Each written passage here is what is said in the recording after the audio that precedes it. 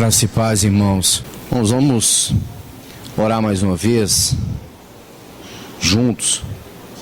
Vamos encomendar esse tempo ao Senhor. Vamos procurar aquietar o nosso coração na presença dEle, para que o Senhor possa mais uma vez usar da sua misericórdia e falar no nosso coração. Vamos orar. Senhor, nós somos gratos mais uma vez ao Senhor pela oportunidade que o Senhor nos dá, Senhor, de podermos estar juntos nesse tempo. Obrigado pela maneira como o Senhor tem nos conduzido nesse tempo, nos guardado, nos livrado, preservado para Ti um povo, Senhor. Nós louvamos porque o Teu nome tem sido sobre nós, o Teu nome tem sido exaltado entre nós e em nós, Pai. Agora nós pedimos a Ti, Senhor, e confiamos somente em Ti esse tempo, esperando do Senhor todo o socorro, toda a palavra viva que vem do Teu Espírito, Senhor, para que o nosso coração seja compungido em Te adorar, Senhor. Ó Pai, abre a Tua palavra para nós, Senhor.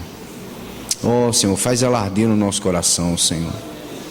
Faz ela descer como colírio nos nossos olhos, Senhor, renovando a nossa mente, destronando toda a altivez que se levanta contra o conhecimento do Senhor. Ó Deus, nós queremos experimentar a realidade viva da Tua palavra, Senhor. Ó Pai, usa esse tempo, te pedimos, confiados, no nome do nosso Senhor Jesus. Amém, Senhor. Graças ao Senhor. Irmãos, vamos abrir as nossas Bíblias novamente aqui na primeira epístola de João, no capítulo 1. Última vez que eu tive com os irmãos, estive partilhando sobre a primeira sessão desse capítulo, entre o versículo 1 e 4. Hoje eu gostaria de nos deter no versículo de número 5, 6 e 7, esses três versículos, para a nossa meditação nessa noite. 1 João, capítulo 1, versículo de número 5 a 7, diz assim: Ora, a mensagem que da parte dele temos ouvido e vos anunciamos é esta: que Deus é luz e não há nele treva nenhuma. Se dissermos que mantemos comunhão com ele e andarmos nas trevas, mentimos e não praticamos a verdade. Se, porém, andarmos na luz, como Ele está na luz, mantemos comunhão uns com os outros, e o sangue de Jesus, seu Filho, nos purifica de todo o pecado. Irmãos, nessa sessão aqui, prossegue a partir do ponto onde João afirma que a nossa comunhão é com o Pai, com seu Filho, Jesus Cristo.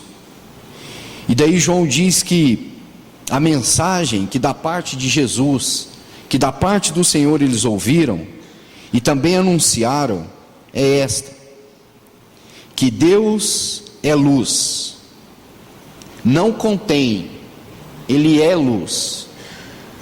Que Deus é luz e não há nele treva alguma. Nós vamos procurar entender algumas implicações dentro de cada versículo desse separadamente. Então, essa expressão eu gostaria de chamar a atenção dos irmãos: Deus é luz e não há nele treva nenhuma. João é aquele que diz algumas características únicas do ser de Deus. João diz que Deus é Espírito, que Deus é luz e que Deus é amor. Essas afirmações que João dá pelo Espírito são afirmações que revelam o caráter de Deus. São afirmações que mostram a natureza de Deus. Deus se expressa em luz, no Espírito e em amor. Porque Deus é luz, Deus é Espírito e Deus é amor. Então João está dizendo que Deus é luz, e por Deus ser luz, como Ele é luz, não há nele nenhuma treva, ou nele não há nenhum tipo de trevas, nenhum tipo de sombra, nele não há engano, nele o pecado não pode se aproximar, não há nele trevas, porque o que Deus manifesta, quando Deus se manifesta, Ele se manifesta como luz, Ele conhece todas as coisas, está tudo patente aos seus olhos. Abra comigo aqui Hebreus capítulo 4, para que possamos ampliar um pouco esse versículo. Hebreus 4,13. Hebreus 4,13 diz assim: e não há criatura que não seja manifesta na sua presença, pelo contrário, todas as coisas estão descobertas e patente aos olhos a quem temos de prestar contas. Por que todas as coisas estão, ou todas as criaturas estão manifestas na sua presença? Todas as coisas estão descobertas e patente aos seus olhos. Por quê? Porque Deus é luz, e não há, onde há luz, as trevas não têm como permanecer, ela não tem como se manifestar. Então quando Deus se manifesta, as trevas são dissipadas. Há um outro texto aqui em Apocalipse capítulo 1 versículo 14, o mesmo João falando sobre isso, aquela visão maravilhosa que ele tem do Senhor. João 1,14 diz assim: a sua cabeça e cabelos eram brancas como a alva lã, como neve, e os seus olhos como chama de fogo. Então veja, Deus é luz, não há nada na sua presença que não esteja patente aos seus olhos, de maneira que não se pode manifestar nenhum tipo de engano aonde Deus se faz presente. E João diz que uma das características da manifestação do Senhor é que Ele tem os seus olhos como chama de fogo. Ou seja, tudo aquilo que se manifesta na presença de Deus é provado, provado pela sua natureza e provado pelo seu caráter. Ele tem os olhos como chama de fogo, Ele vê aquilo que ninguém vê, Ele conhece aquilo que ninguém conhece, e quando Ele se manifesta não há treva que o possa resistir. João está dizendo: Ele é luz, e nele não há trevas, não há engano, não há poder do maligno que possa subsistir na sua presença, não há nada que se possa esconder de Deus, não há criatura que não seja manifesta na sua presença. Ele conhece tudo e todos, os desígnios do coração, do pensamento, as motivações, as intenções. Deus é luz, e as trevas não podem subsistir em sua presença. Mas irmãos, como Deus é luz, e a palavra de Deus vai testificar que nós somos filhos de Deus. Se somos filhos de Deus, a natureza de Deus, por meio do seu Espírito, precisa se manifestar em nós. Em essência, Deus é amor, Deus é luz, Deus é Espírito. Aquele que, como diz o Senhor ali para aquela mulher, os verdadeiros adoradores o adorarão em espírito e em verdade, porque Deus é Espírito, e Ele é luz e Ele é amor, de maneira que o caráter de Deus se manifesta dele próprio, é implicado também aos filhos de Deus, de maneira que nós somos chamados a manifestar o caráter de Deus, de modo, irmãos, que há em nós a habitação do Espírito de Deus, que nos habilita, por exemplo, a amar. Nós não amamos porque é fácil amar as pessoas, e nós não devemos amar esperando receber nada em troca. Nós devemos amar porque em nós habita uma natureza do Deus que é Espírito, que ama sem esperar receber nada em troca.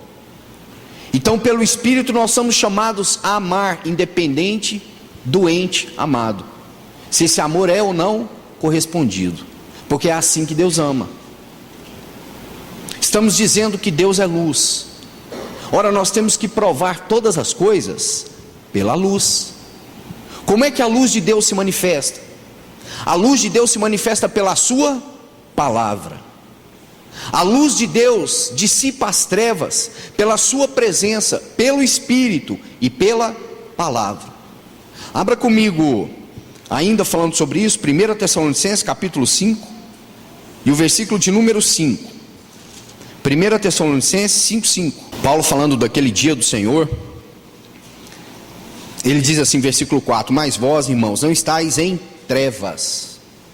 Veja, não estáis em trevas, para que esse dia como ladrão vos apanhe de surpresa, porquanto, veja a expressão, vós todos sois filhos da luz e filhos do dia. Nós não somos da noite e nós também não somos das trevas.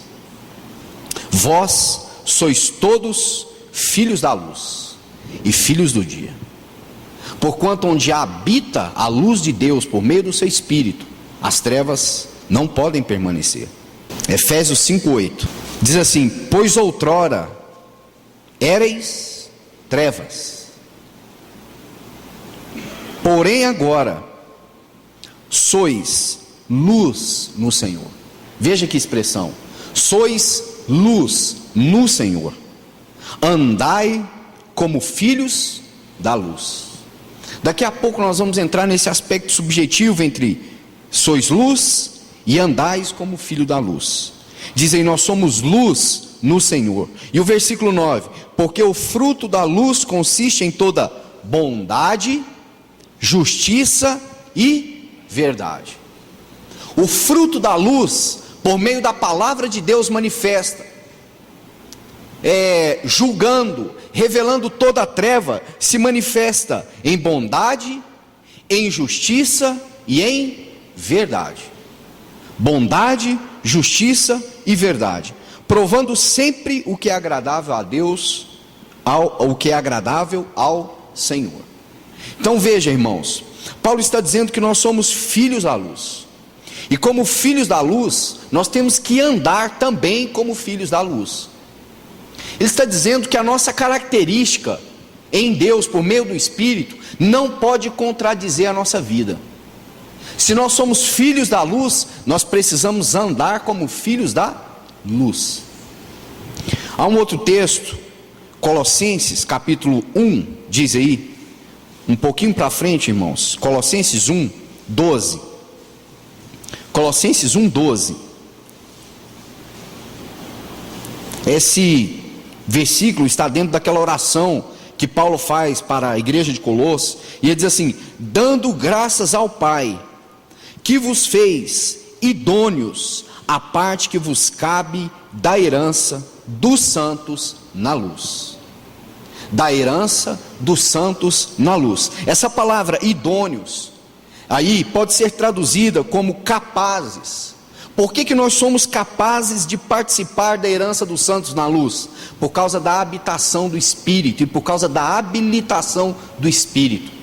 Nós podemos e somos capazes dessa parte que é a herança de Deus, a herança dos santos na luz. Então veja, somos filhos da luz, e como filhos da luz precisamos andar assim também.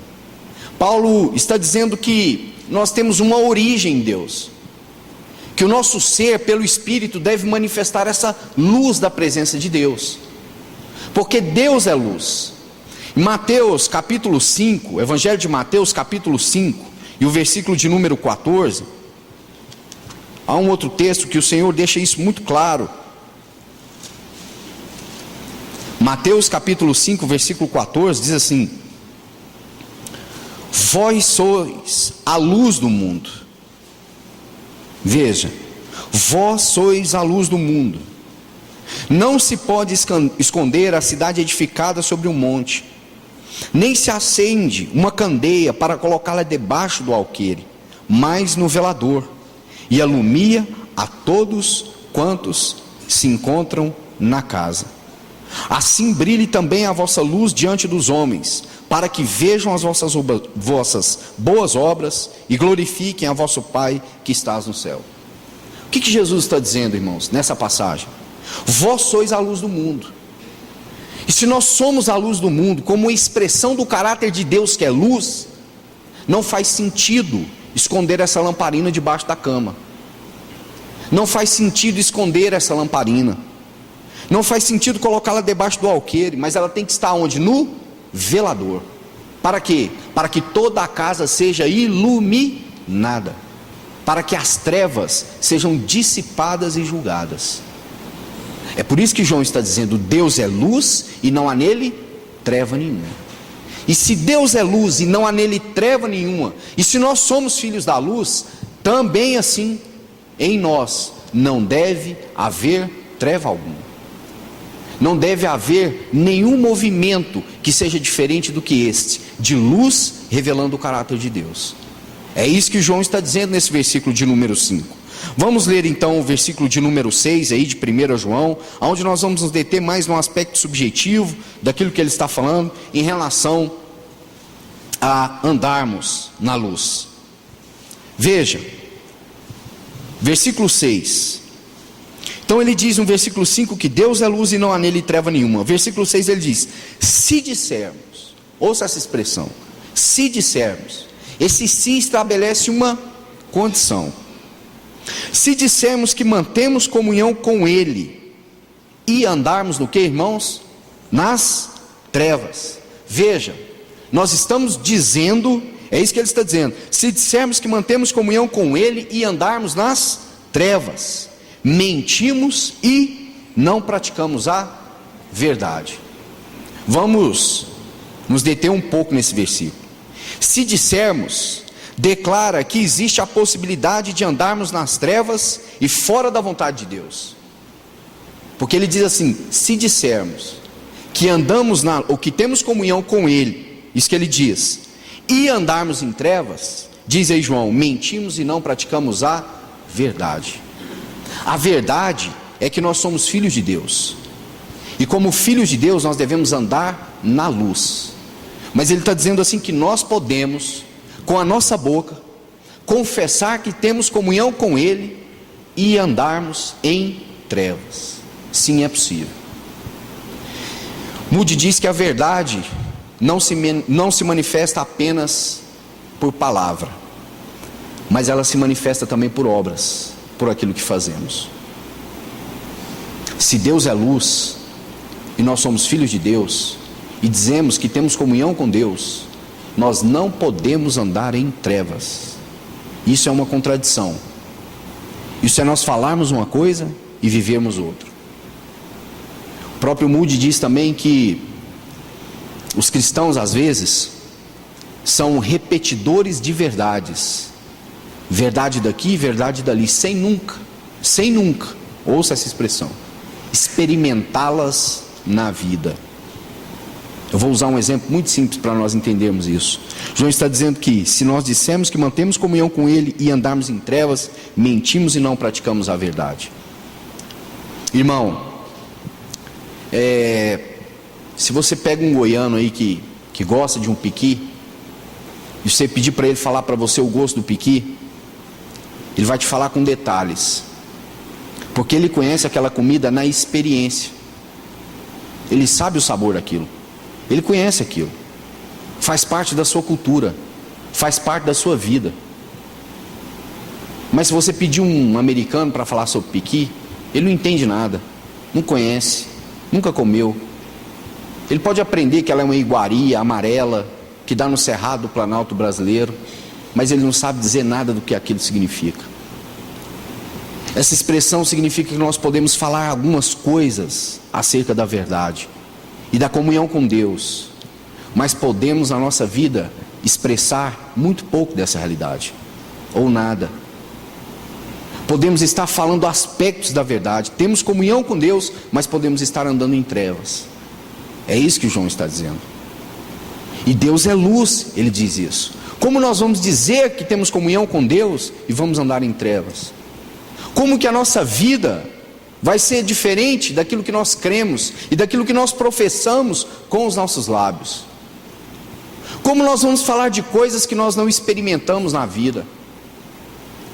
Você sabe que Paulo escreveu aquela carta aos Gálatas, e quando ele vai falar do herdeiro, ali daquela comparação entre a lei e a graça, Paulo vai dizer assim que quando uma criança é pequena, os irmãos que têm filho, você tem uma herança. Aquele menino é seu filho. Ele, portanto, é herdeiro daquilo que você tem.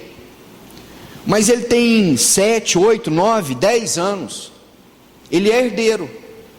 Mas ele ainda não pode tomar posse da herança. Por quê? Porque ele é maior, ele é menor de idade. Ele não atingiu a maioridade. Ele é um herdeiro, mas ele precisa ainda de tutores e curadores para conduzi-lo a uma maior idade, para que um dia ele possa ter condição de assumir em plenitude a sua herança.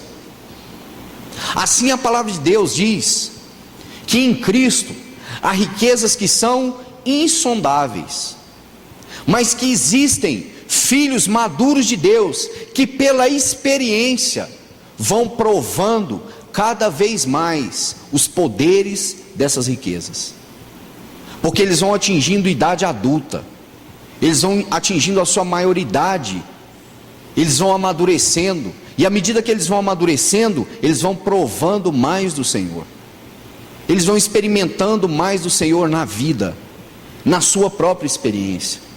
Irmãos, pegue um assunto, apenas um assunto. Quando nós falamos de santificação, estão aí os tratados teológicos sobre santificação. Cada cristão que você conhece tem um tratado sobre santificação. Mas, irmãos, quando nós falamos de santificação na nossa vida, quando nós falamos de santificação nos nossos relacionamentos conjugais, na nossa relação com o dinheiro, na nossa relação com o trabalho, na nossa relação com os nossos filhos, como que essa palavra se aplica? Ela desce para nós em realidade, ou ela é apenas um conceito vago dentro da teologia sistemática? Que nós até temos um conhecimento dela sim, mas isso não é a nossa realidade de vida. Nós não estamos experimentando. João está dizendo assim: se dissermos que mantemos comunhão com Ele e andarmos em trevas. O que é andar em trevas aqui no contexto? Lógico que nós vamos precisar do versículo 7, mas andar em trevas aqui é andar longe da comunhão, porque a comunhão de Deus se dá pela manifestação do seu caráter, e quando Deus não está manifestando o seu caráter, a sua luz, significa que nós estamos andando em trevas. E se nós estamos andando em trevas, nós podemos até dizer que temos comunhão com Ele, mas a nossa vida é um paradoxo. João vai dizer assim: nós mentimos e não praticamos. Ele não vai dizer que nós não falamos, ele vai dizer assim: nós não praticamos a verdade. Esse é o conteúdo do versículo 6. Abra comigo a segunda carta de Paulo aos Coríntios, capítulo 6 e o versículo 14. Olha como que Paulo exemplificou isso para os coríntios. Segundo aos Coríntios 6,14.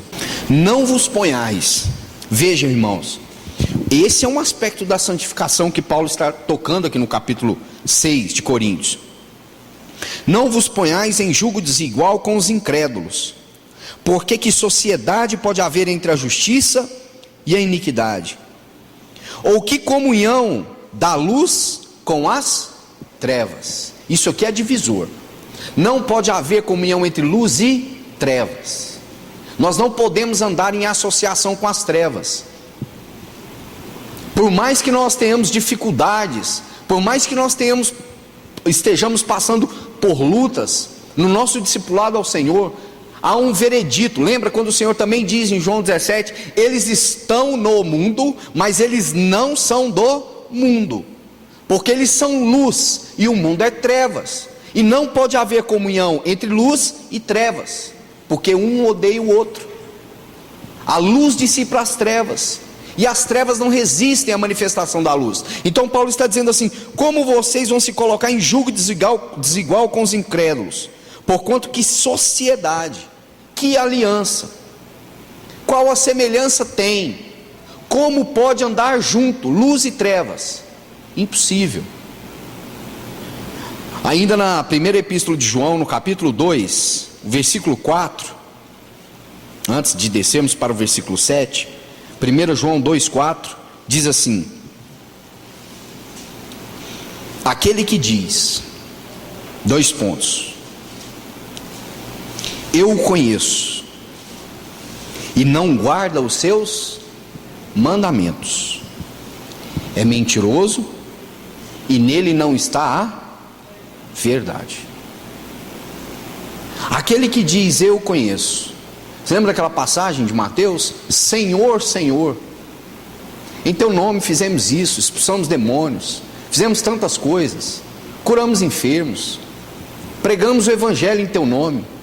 E o Senhor vai dizer para eles assim: apartai-vos de mim, porque eu nunca vos conheci. Veja o que João diz: aquele que diz eu conheço, mas não guarda os seus mandamentos, porque guardar os mandamentos significa reter a luz no nosso coração, significa expor o nosso coração à luz e não deixar o nosso coração exposto às trevas. Aquele que diz eu conheço e não guarda os seus mandamentos é mentiroso, e nele não está a verdade. É isso que ele diz: se dissermos que mantemos comunhão com ele e andamos em trevas, mentimos e não praticamos a verdade. E aí ele vai dizer no versículo 7, também condicional. Tem um se no versículo 6 e também tem um se no versículo 7.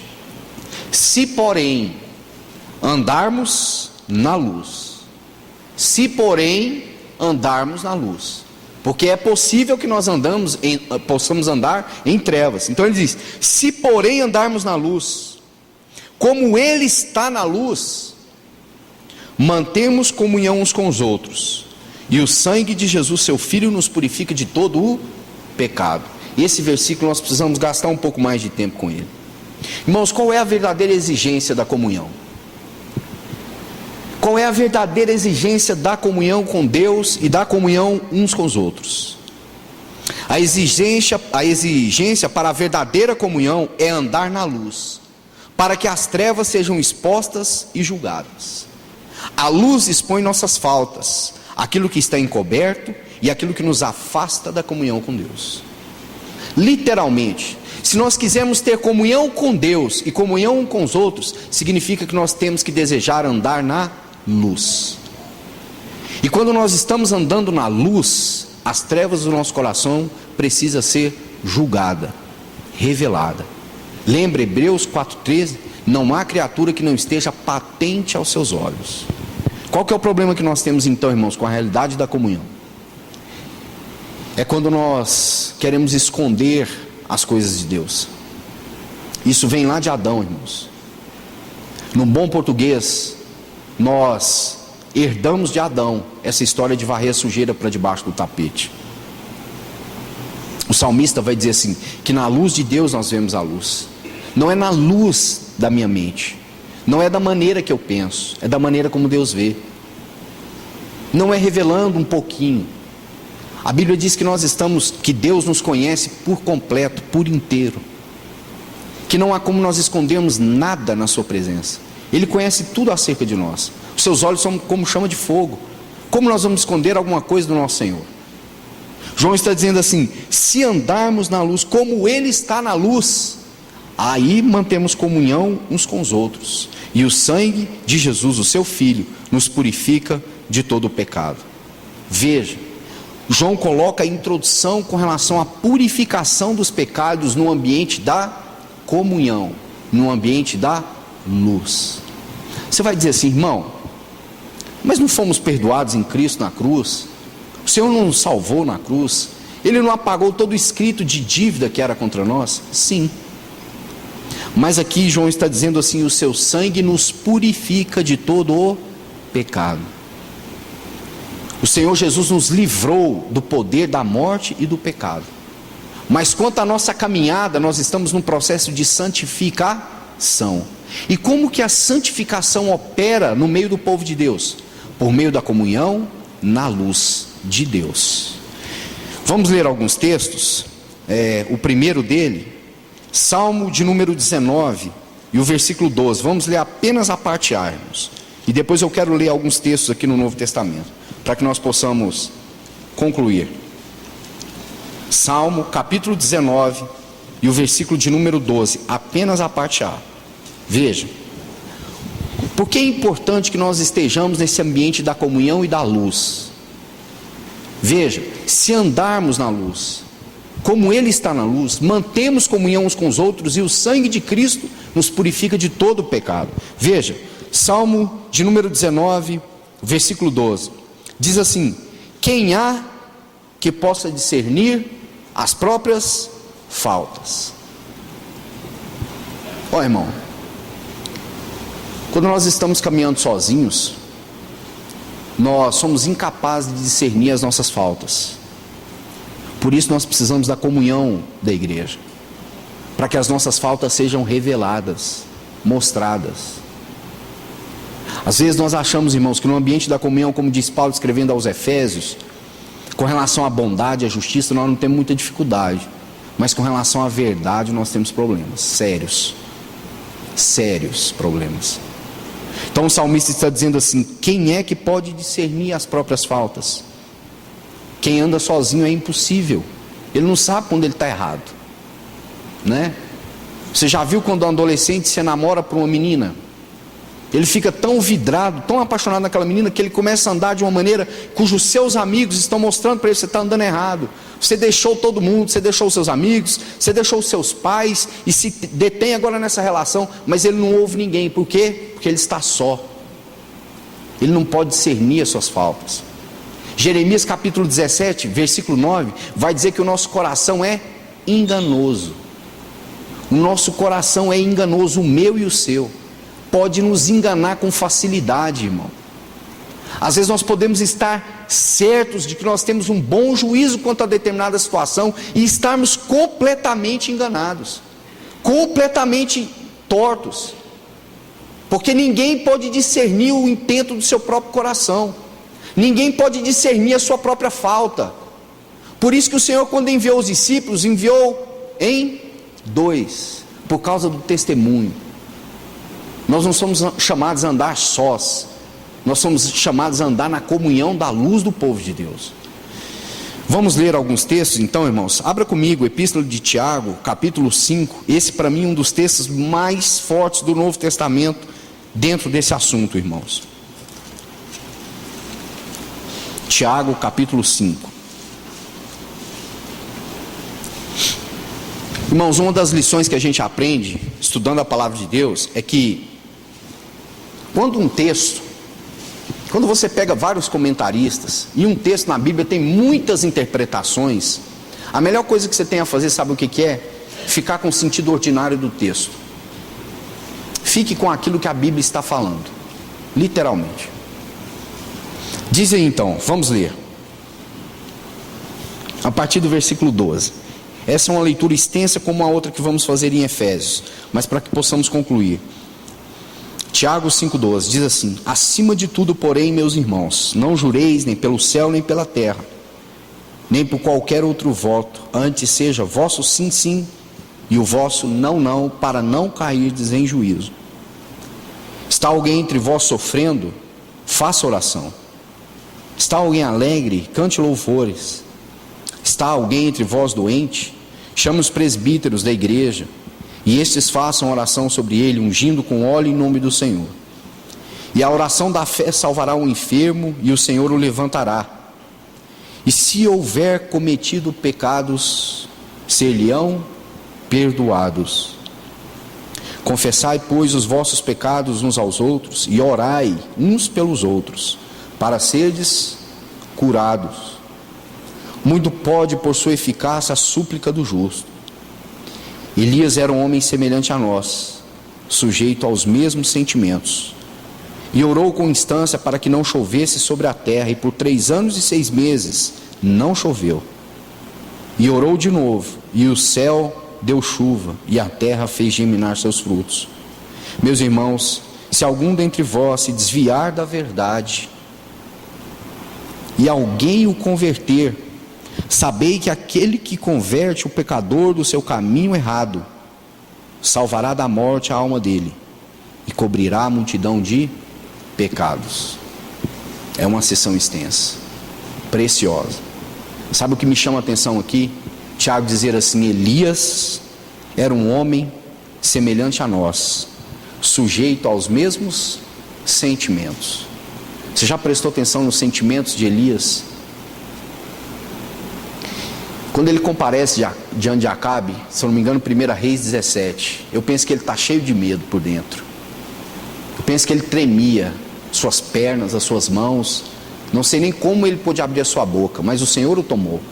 E ele diz assim, que ele era o Elias, o tisbita, mas diz assim, e o Deus de Israel, em cuja presença eu ando. É como se o Espírito Santo estivesse dizendo assim, esse Elias mesmo. Esse ansioso, esse temeroso, cheio de altos e baixos. Um dia está guerreando contra todos os profetas de Baal, no outro dia está correndo de uma mulher, é esse mesmo. Mas ele anda na presença de Deus. Lembra quando o Senhor chamou Abraão? Ele diz assim, anda na minha presença, ser perfeito. Ou seja, anda na minha presença e eu te completarei. Irmãos, crer no Senhor não significa perfeição. O nosso corpo será revestido de luz, mas nós precisamos corresponder à medida de luz que nós já temos recebido. Por que redenção não implica em perfeição? Porque se redenção fosse perfeição, você tiraria do meio a palavra santificação. E nós estamos sendo santificados pelo Espírito, santificados na comunhão. Veja o que Tiago está dizendo, irmãos. Que ambiente é esse que ele descreve? Nós podemos encontrar irmãos no nosso meio doentes, enfermos, desencorajados, mas ele diz assim, orai uns pelos outros. Ele está dizendo aqui, o final dessa sessão, ele diz assim, se alguém se desviar da verdade, ele diz assim, e alguém o converter, sabei que aquele que converte o pecador do seu caminho errado, salvará da morte a alma dele e cobrirá multidão de pecados. Ô irmão, você pode salvar a vida de um irmão, cobrindo multidão de pecados. Você pode orar pelo seu irmão. Vocês podem confessar as suas faltas uns aos outros, orarem uns pelos outros e serem perdoados mutuamente. É isso que João está dizendo. Se nós andarmos e tivermos comunhão com o Senhor e andar na luz como Ele está na luz, nós temos comunhão uns com os outros, e o sangue de Jesus nos purifica de todo o pecado. Oh, irmãos, o sangue de Jesus não é para uma pessoa, é para o corpo de Cristo, que Ele deseja que nós sejamos luz. E vamos então, irmãos, para a outra sessão, para que nós possamos concluir, Efésios capítulo 5. Uma outra sessão que também pode ser colocada ao lado dessa sessão de Tiago.